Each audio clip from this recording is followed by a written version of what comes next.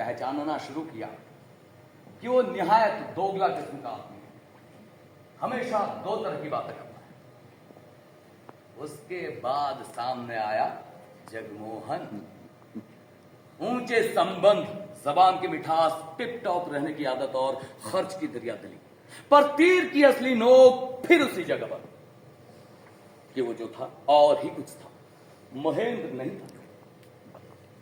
पर शिकायत तुम्हें उससे भी होने लगी कि वो सब लोगों पर एक सा पैसा क्यों उड़ाता, दूसरे की सख्त से सख्त बात को एक खामोश मुस्कुराहट के साथ क्यों भिजाता है।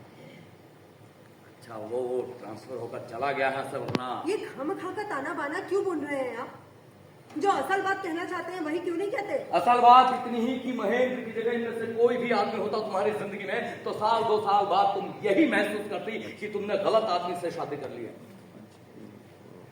उसकी जिंदगी में भी ऐसे ही कोई महेंद्र, कोई जुनेजा, कोई शिवजीत या कोई जगमोहन होता जिसकी वजह से तुम यही सब सोचती, यही सब महसूस करती।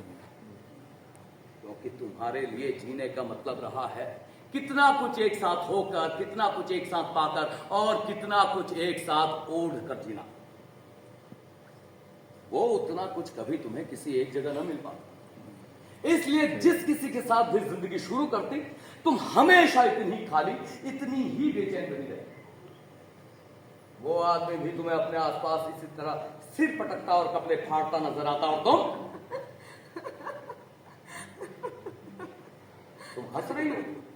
हाँ, पता नहीं, हंसी रही हूँ शायद। आप कहते रहिए।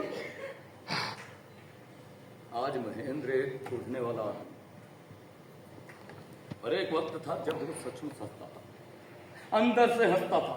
पर ये तभी था जब कोई इस पर साबित करने वाला नहीं था कि कैसे हर लिहाज से वो हीन और छोटा है, इससे, उससे, मुझसे, तुमसे, सभी से। जब कोई उससे कहने वाला नहीं था कि जो जो वो नहीं है वही वही उसे होना चाहिए, और जो वो है। सिर्फ उसी उसको देखा है आपने इस बीच, या उसके आसपास भी किसी और के साथ कुछ गुजरते देखा है? वो भी देखा है। देखा है कि जिस मुट्ठी में तुम कितना कुछ एक साथ भर लेना चाहती थी, उसमें जो भी था वो भी धीरे धीरे बाहर फिसलता गया। कि तुम्हारे मन में लगातार एक डर समाता गया, जिसके मारे कभी तुम घर का दामन थामते रही हो और कभी बाहर का, और कि वो डर एक दहशत में बदल गया जिस दिन तुम्हें एक